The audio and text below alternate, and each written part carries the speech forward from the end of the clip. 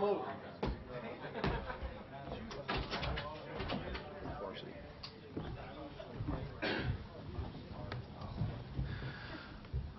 All right, if everyone will take your seat, we're ready to begin with Florida. A couple of quick announcements. A reminder, please have your cell phones off or on silent.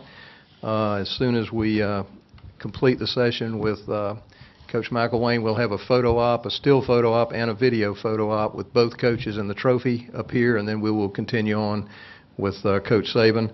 Also a reminder, Commissioner Sankey will have a press conference in this room today at 3:30, so you're certainly welcome to attend that. And Florida's practice today will be at 4:30. First 15 minutes will be open to media. We'll ask Coach McElwain for some general thoughts on his team entering the game, and then we'll take your questions. Coach? Sure. They wouldn't let you in with it? You forgot to get a credential. Yeah, I told you should have got 2 credentials. Sorry, that's a little local media humor there. So, how's everybody doing today? All right? Guys, excited to not only get back here, but excited to go out and perform tomorrow. Our guys have been through a ton, and yet, you know what? They've really overcome and learned a bunch about who they are and what they're all about. And tomorrow we get to go test ourselves against the best. Looking forward to that. Obviously, this being the 25th year anniversary, it makes it even a little bit special, a little bit more special. And with the 2 teams that are playing in it, that kicked this whole thing off, I think, in fact, Coach Spurrier, Coach Stallings, and I'll call him Coach Kramer because I remember when he was coaching at Central Michigan, I believe it was, are all back here to celebrate this event. And I think that that's something really special. And to see all the MVPs that have come back, what this game means to so many, not only football fans, but, for all the players that have ever played in the SEC conference, to be able to be part of this event is something that you'll remember for the rest of your life. And you know what? Can't wait for tomorrow to get here. Questions? Okay, if you have a question, raise your hand and we'll get a floor microphone to you. Let's start on the left in the back. Jim, Jeff Spiegel from WBMA in Birmingham. As a former quarterbacks coach, former offensive coordinator, what Lane Kiffin has done in position to win a 3rd straight SEC title with 3 different starting quarterbacks, what does that say about his ability? Well, he's a good ball coach, and he's got a lot of good coaches around him as well. Obviously, what they've done, with those quarterbacks, and in particular with this freshman quarterback and how they've adapted to his game and how that quarterback has adapted to what they are asking him to do. They've done a great job of highlighting the people around him. Obviously, the explosive plays really show. And more so, adapting to how this quarterback's game not only beat you with his arm, but really with his feet. When you look at their rushing totals, you may say it's a down year for their running backs. Well, you lump his 900 yards in there, whatever the heck it is. It seems to me like a pretty up year for their running backs. So he's done a great job. Hands up. Other questions? All right, let's go to the front. Go ahead. Barrett Sallee, Bleacher Report. Jim, Yeah, speaking of Jalen, what have you seen from him, specifically from his composure against some of the better defenses he's played this year? You know what? I love watching this guy. He nothing ever bothers him. You know what I'm saying? And when you see that in a player like that, I think it speaks not only for him getting there, and being part of that thing early. Let's not, lose track of those guys that are actually now graduating a little early and coming for spring practice. That is a huge advantage. In fact, we've got a bunch of those guys playing for us this year, not at the quarterback position, but obviously at other spots. But really, I think being a son of a coach, growing up around it, and understanding that, whatever just happened, learn from it and move on. Don't let it affect you. I've never seen him even in any way show the emotion, of disappointment, even when something goes not great. And no, he's a great player now and going to be a great player in this conference, and for the years to come.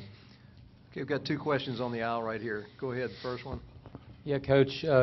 Just what are your thoughts on what Alabama's accomplishing right now? This 24-game winning streak, just the dominance. No, it's a credit obviously to Coach. It's a credit to their university. It's a credit to what they have committed to and given the ability to go be great. I mean, they've never said no, and yet what it's done for that university and that brand since Coach has been there has been unbelievable. And but give the credit to him, because what he has built and being able to do it in this conference day in and day out, year in and year out, with the amount of guys that they get to leave and they go to the NFL, he just keeps replacing them. And you know what? That's not only credit to Coach, but it's a credit to the commitment of the whole university, their fan base, and the people associated with the organization have put in to make it what it is. Do you have a follow-up? This is an achievement for a lot of schools to get here, and a milestone even for some. But is it almost just kind of like an expectation? I mean, for him, you know what I mean? Well, I think it's an expectation for the Florida Gators. I mean, first thing when we got here is I don't know that we haven't played as much as anybody in this game, and I think for both programs to be here on the 25th anniversary, I think is huge. But you come to the University of Florida, the expectation is to go play in Atlanta, and that's something our guys have done. And likewise, you want to win a championship. This is that first step in winning that championship. Okay, we'll take the next question right on the aisle, and then we'll come to the other side. Go ahead. Coach, I know you don't read the message boards or anything, but Coach Nussmeier gets a lot of criticism from the fan base. I'm just wondering, can you talk about the job he's done and Sure. Just evaluate? He's done an outstanding job based on the hands we were dealt when we got here, and figuring out those parts and those pieces, and giving us opportunities to win ball games.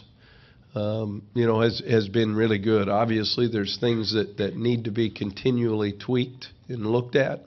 And you know what? The one thing I do know is our guys play their tails off, and that's great to see. It'll be a constant evolution as we move forward as to how we go about it. Okay, question on the right. Go ahead. Jim, what's Jared Davis looking like as far as how much work do you think he'll get Yeah. tomorrow? And even if he's in there for something less than a full-time role, will that be an emotional lift? No, there's for the no defense? doubt about it. And yeah, I expect him to play. There's certain guys that you coach and you're around as your career goes on. He's one of those guys that if there's even a little opportunity, he's going to do everything he can to be out there. And part of him coming back to school, helping himself as he goes, getting his degree as he promised his mother, was to come back and be a part of a championship team. And he's going to be a part of that. And that's what's great. Question on the left side. Hey, Coach. Ken How are you? Rogers with the Yeah. Death and Eagle. How you doing? How you doing, bud? Doing well. Hey, this is the first year that we've had a repeat, Alabama, Florida, since 08, 09. Yeah.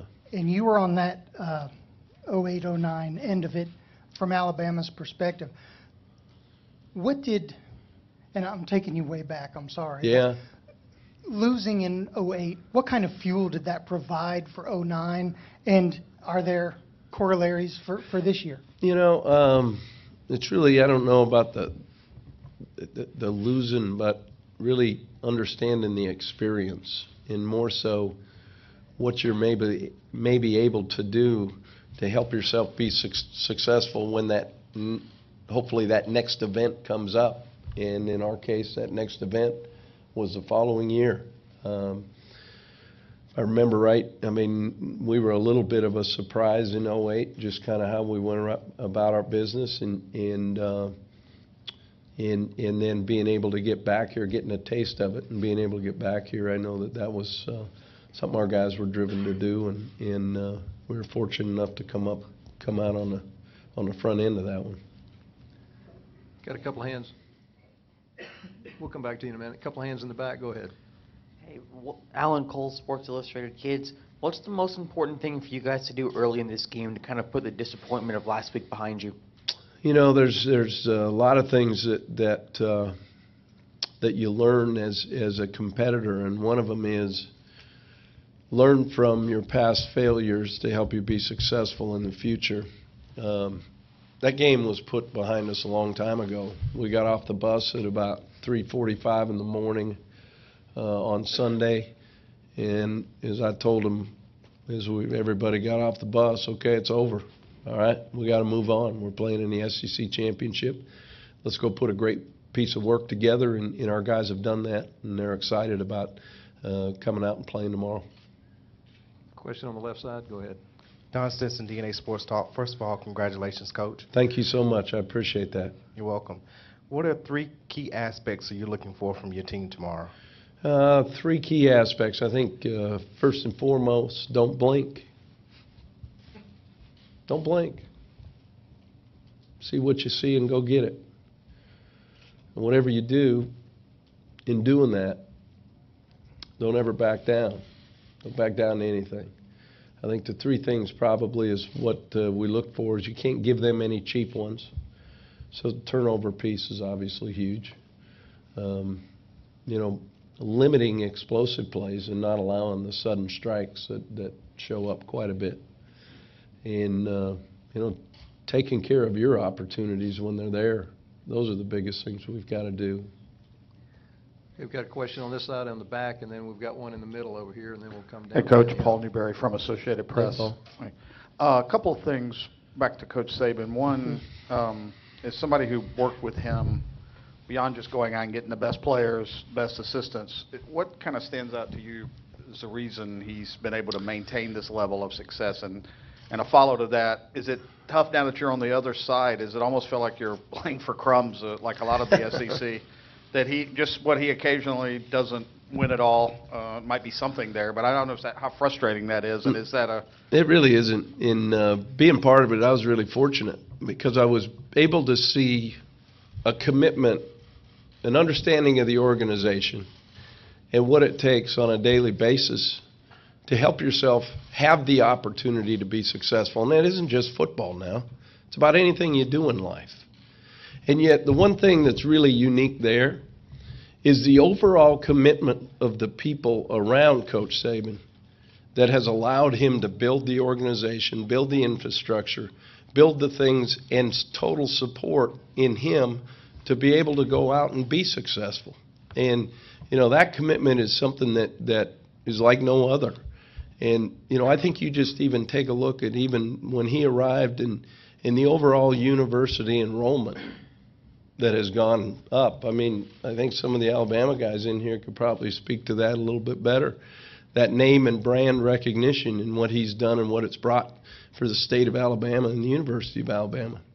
But being able to be part of seeing how he built that and that commitment from everybody that touches his desk to the same focused point of what it's going to be. And, you know, I've heard coaches put it, it's about being in a line. Everything's got to be in alignment. Everything's got to be aligned. And that's one thing he was ahead of his time as far as making sure everybody was aligned. And, you know, it was a fascinating working experience. Well, here's a good thing. We were able to go to Colorado State and impart some of that and get that thing jumped around in you know, a pretty short fashion. I'm really proud of what we're doing right now at the University of Florida. A lot of those same principles and values of being successful. You know, we're in a great place now. We have the same opportunity to go be able to do that. And, you know, that's what's good. And seeing where we're at, we're a long ways from getting to where we're going to be. And yet, you know what, we probably got here a lot quicker than a lot of people maybe even thought. And I can attribute that to a lot of the things that I was able to learn from Coach along the way. Let's take the last question. Pardon me?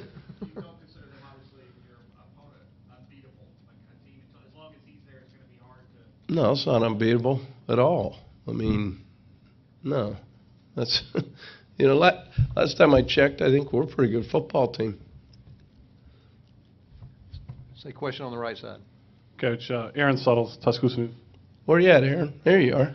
Hey, you prepared for this Alabama defense last year. They got a pretty stout front seven. They lost several of those guys. But is it possible they're better? Yeah, this year? I actually talked to Coach about that today at the luncheon deal we were at, that they're different. In what I mean by that, the speed that they have right now is better than I've ever seen. And they still have those big guys in there when they need them.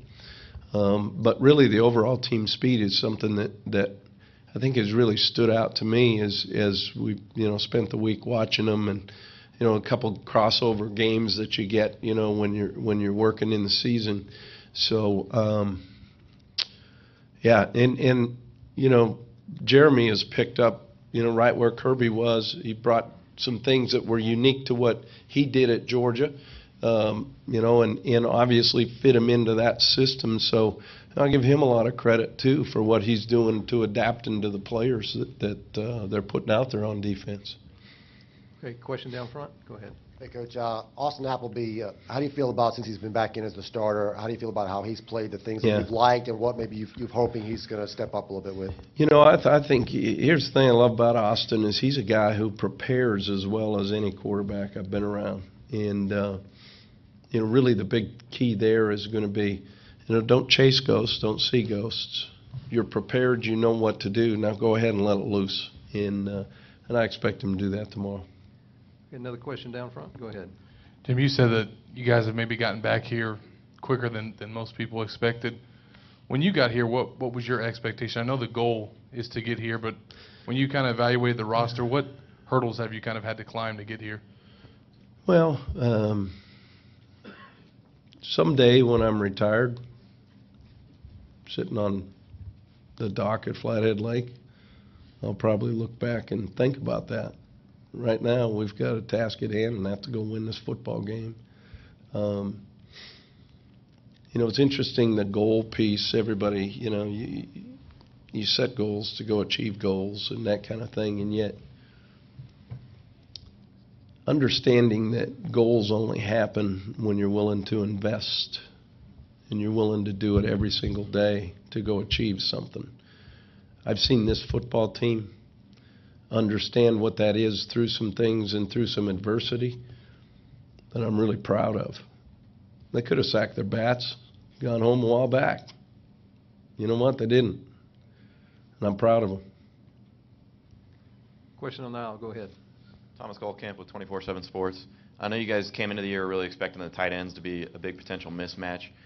What are some of the reasons why they maybe haven't been quite as explosive as you thought they might be? I think part of it's been that they've been a little bit nicked up here and there. It's called the way it is. And yet, flip side of that is, the different formational things we do. They've done some really good things. We've had some drops, and had some things occur that way. Yet at the same time, they're a big part of what we do, and we plan on it moving forward. Got a question down front on the right here. Go ahead. Coach, Appleby opened up on Monday, said he was very confident in the game plan going in. How important will it be to adapt during the game? Well, anytime you face Nick Saban, Jeremy Pruitt defense, you're going to see something you've never seen. You're going to see something from the archives that's been sitting there that they're just ready to pull out versus a certain thing. And, I know. I've been there. I've lived it. I used to go and practice against it and hear them say, hey, what about that one? I didn't see it in the install, right? Which made you really sharp as a coach to be able to adjust and adapt to what you're going to be able, or what you are going to be able to see. The one thing I know that they do a great job of studying your personnel and attacking those weaknesses. So we've got to do a great job to see what in their vision, are the weaknesses, and then be able to adjust off of that. Question on the left aisle. Go ahead.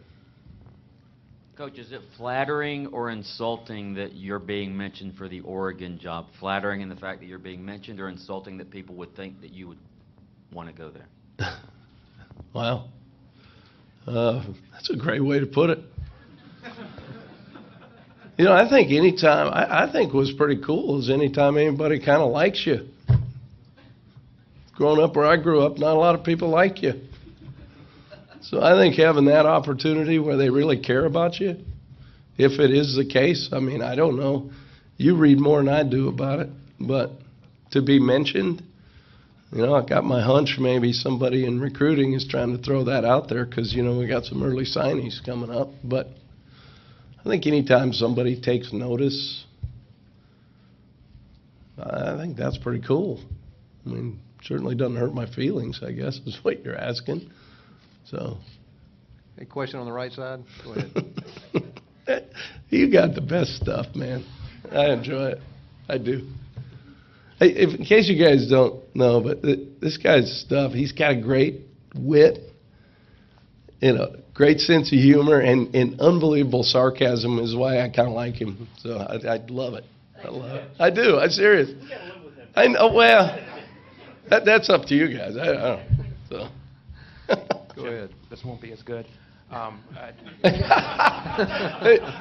what is that? The old disclaimer that we talk about? You know? All right. How you doing? Doing good. Good.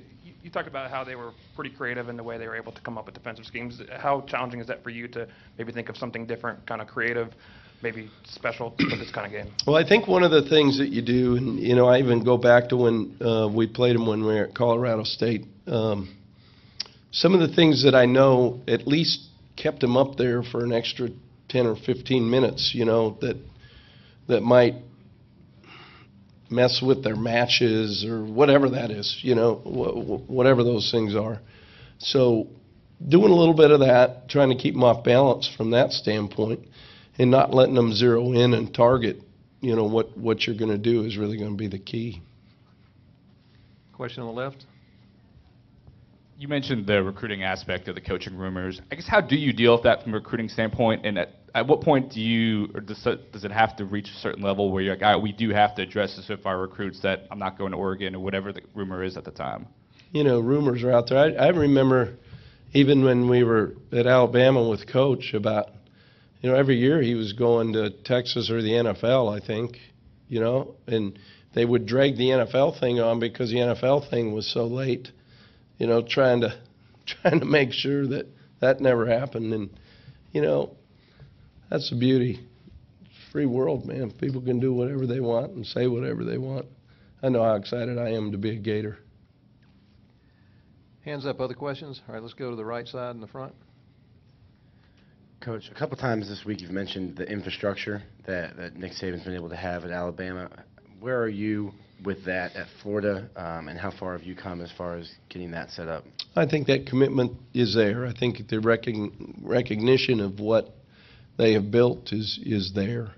You know, where is it right now? You know, that's I know that we're talking about it. I know that we've gotten a commitment to get some things built. Here's a great thing. We're talking about having a 1 year, a 3 year, a 5 year, a 7 year, a 9 year, a 10 year plan. So you can actually see it all develop, and you know, that's a good thing. And it's exciting to be a part of that. Hands up. Other questions for Coach? Raise your hand. Anyone? All right. Thank you very much. A reminder: we will have a photo op You momentarily. just got they just no. He already cut it off, man. I mean, if you go ahead, shoot it out there. Last question.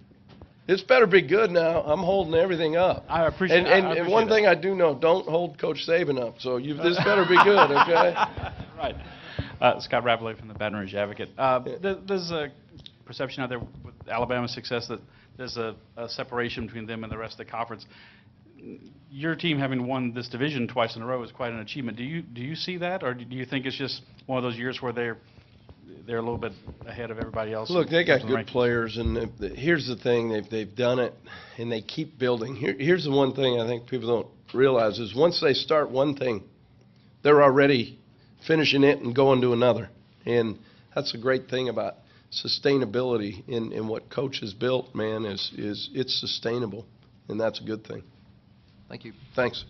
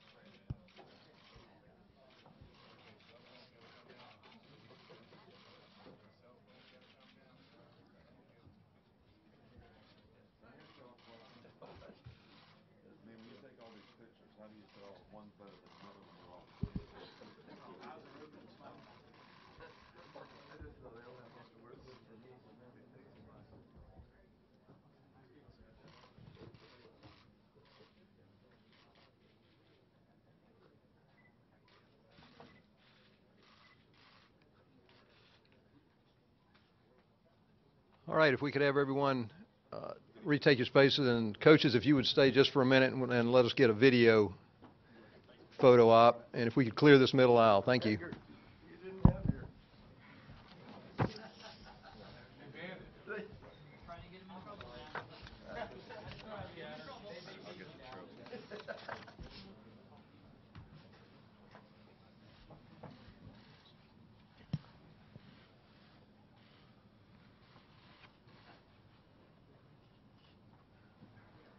Okay, you good in the back?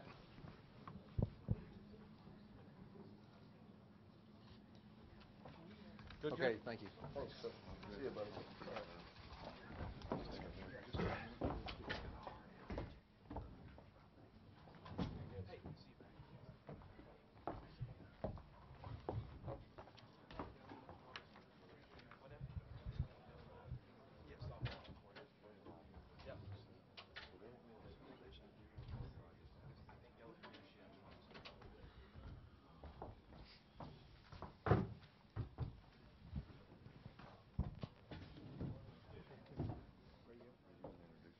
Yes.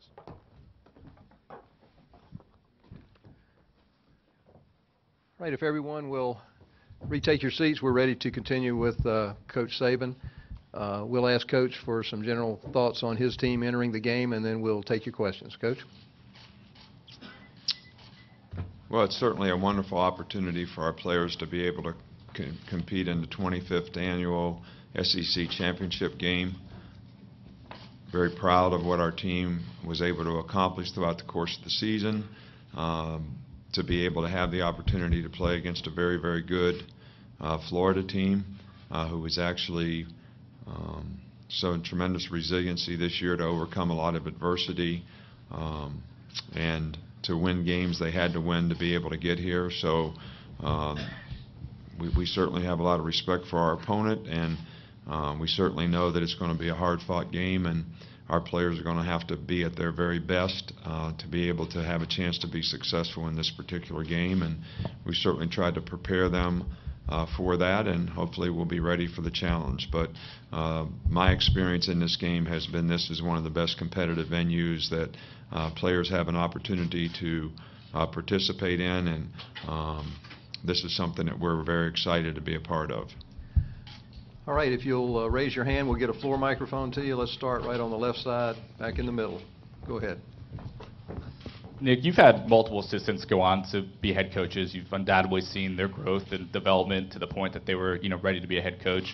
Is Lane Kiffin ready to be a head coach again? Absolutely. I think he's proven when he was a head coach, he had a reasonably good amount of success, much more than I think he gets credit for.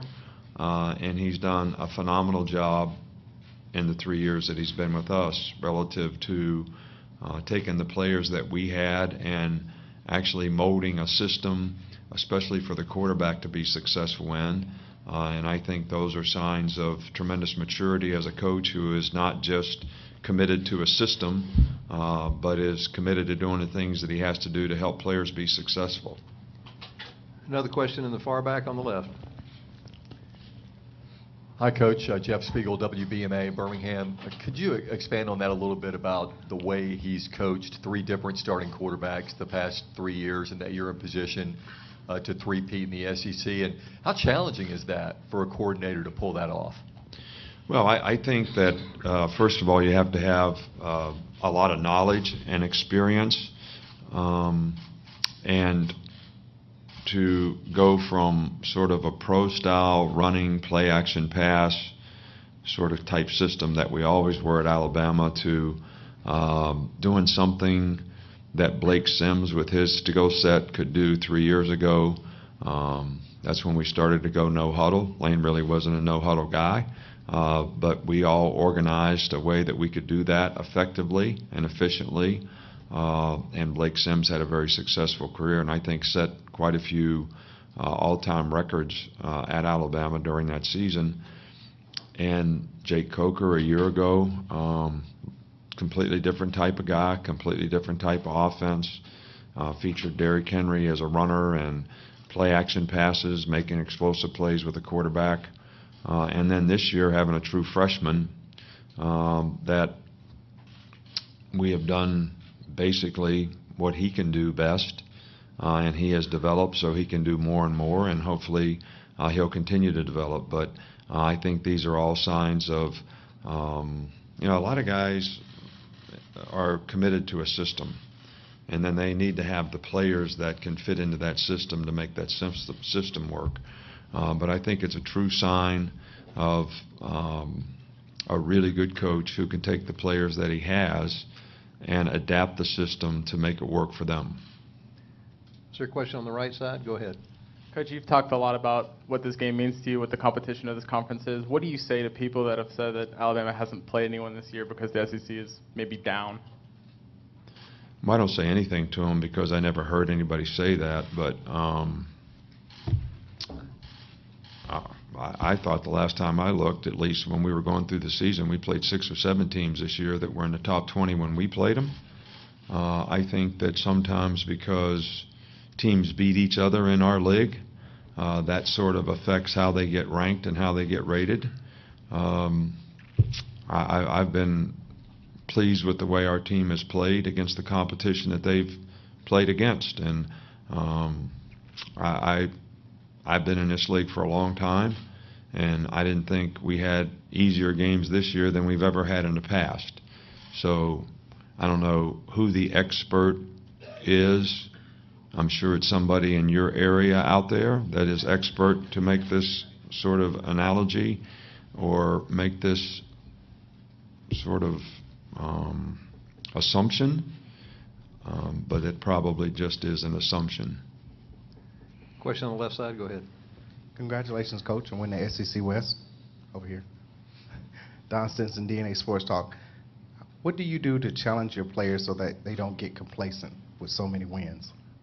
Well, I think that we always try to look forward, and players need to know they're only as good as their last play, and every player is getting evaluated on what he does next, and we try to get our players to be where their feet are. Do what you can affect today, whether it's a day in practice, in preparation, or it is actually a day that we're playing a game. And I think we challenge our players to be all that they can be as people, as students, and as football players. And complacency is a blatant disregard for doing things correctly.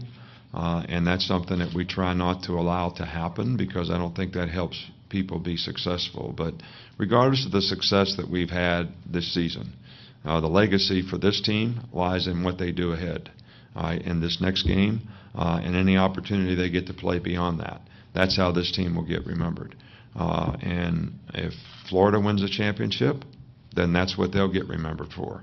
And our players will have to, next year, 2 years from now, 5 years from now, when they tell their kids, we went undefeated, but we lost the SEC championship game.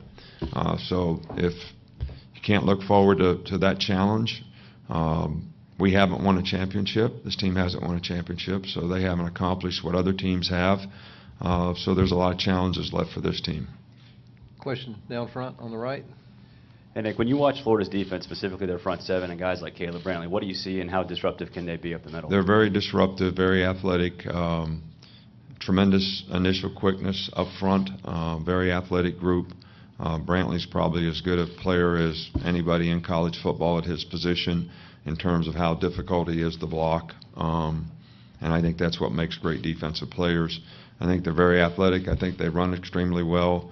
And I think as much as I say about the front seven, the back end is probably as good as any we played, and especially when it comes to playing man-to-man and close coverage and making it difficult, and you got to make tight throws because of the kind of coverage they play. Question on the left aisle, go ahead.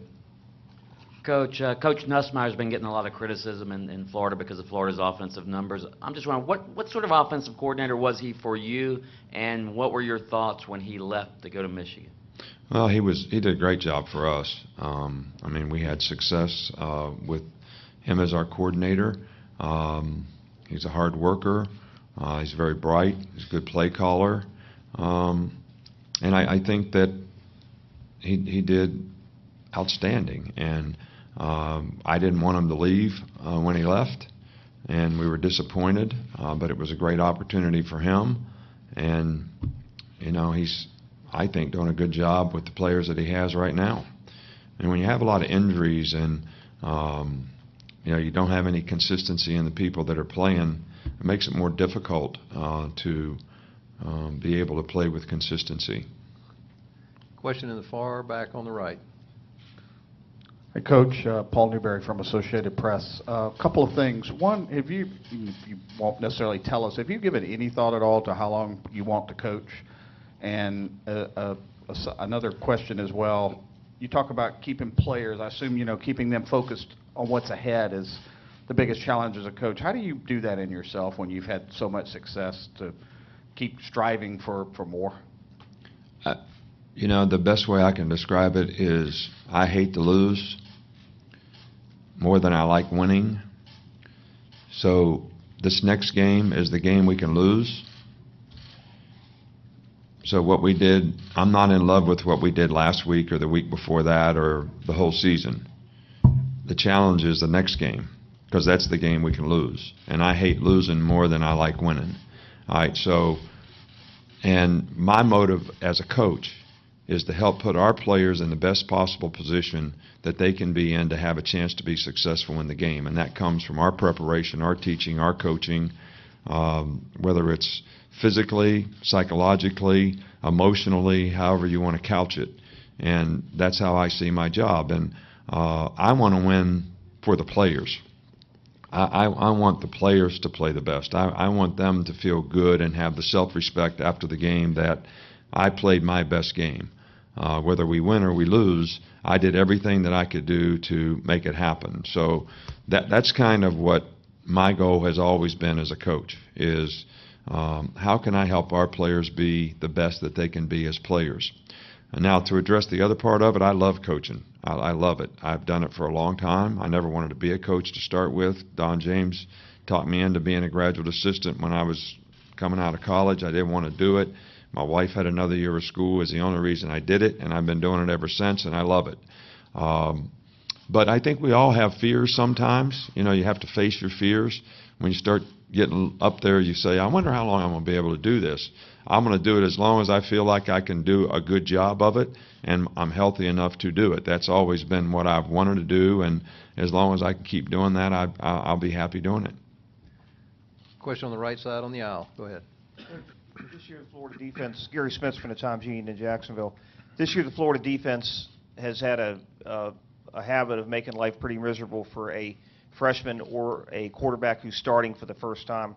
When you made the decision to go with Jalen, what separated him or made him different from just another freshman quarterback? Well, we've never had another freshman quarterback, so I can't really compare him to anybody else, but I can only talk to you about him. We felt like he gave us the best opportunity to be successful because of his skill set and what he could do as a player. And there's two things that you really can't coach. You can't coach experience and you can't coach maturity, but this guy has maturity beyond his years. Maybe it's because his dad was a coach or his coach or whatever. And the thing that I think has helped him persevere through the season and continue to improve through the season is he doesn't get down and when things don't go well. I mean, the very first play that he played against Southern Cal, he fumbled the ball. And he came back and played fairly well. I would say most freshmen playing against Southern Cal, first time you've ever been in a college game, if that happened the first play, it would have some impact and effect on the next play and the next play and the next play, and it didn't. And I think that's what's helped him.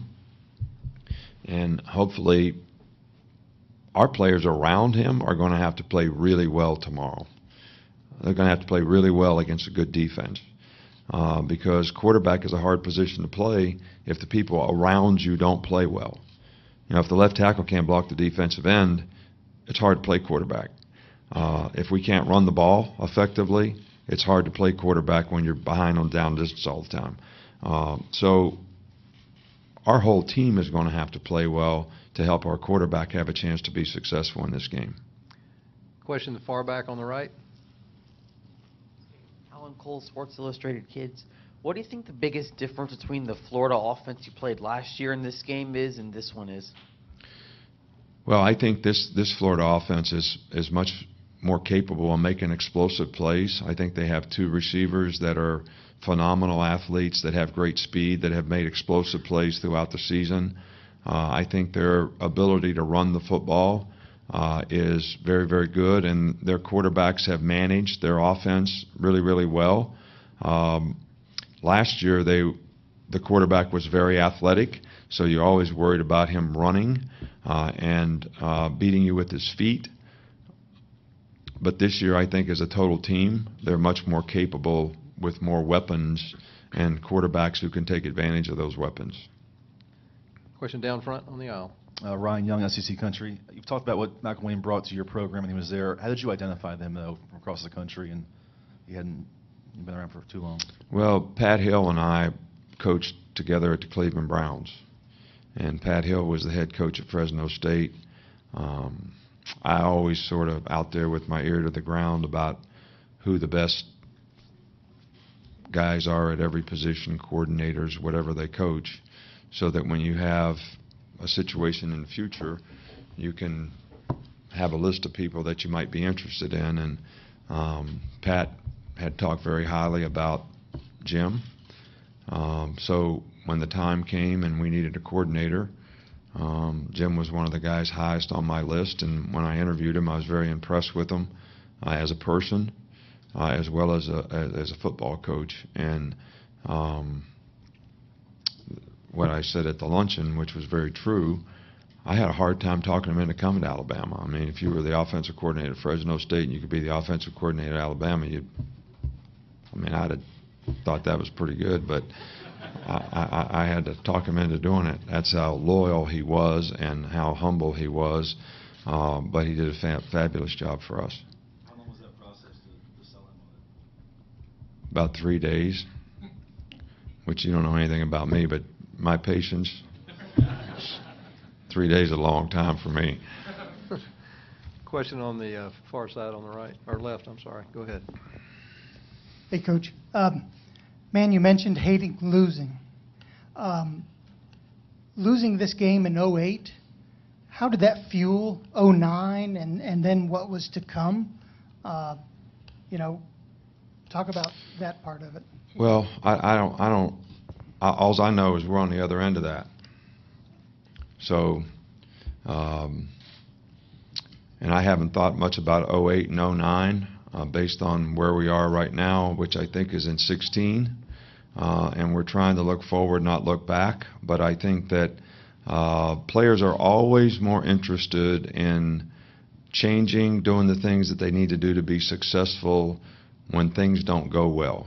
It's part of human nature. I said it earlier, complacency creates a blatant disregard for doing what's right. And when you don't do the things the right way, it affects the process of what you have to do to be successful. It affects the discipline that you need to be able to stay on task, to do the things that are going to help you be successful. And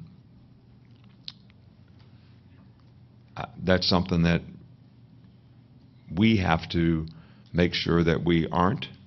When we lose a game, everybody wants to do what they can to fix it. And we haven't done that, so we have to rely on guys' competitive character,